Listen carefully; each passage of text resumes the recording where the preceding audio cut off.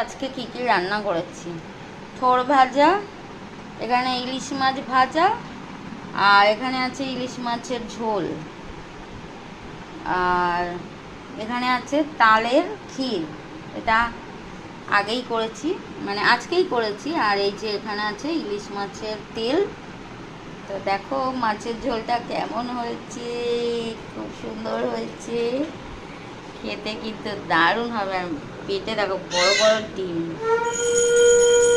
তো এদিকে হাজবেন্ড পুজো করে নিল, কেন আমার এগুলো করার পর আর পুজো করার টাইম হবে না।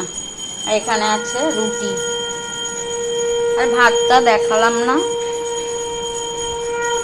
তো ভাতটা আর দেখালাম না, এত ঘন্টা বাজাচ্ছে, তোমরা কি শুনতে পেয়েছো জানি না। এই যে রুটি, আর আজকে এইগুলো রান্না হয়েছে। ওকে, টাটা। ভিডিও ভালো লাগলে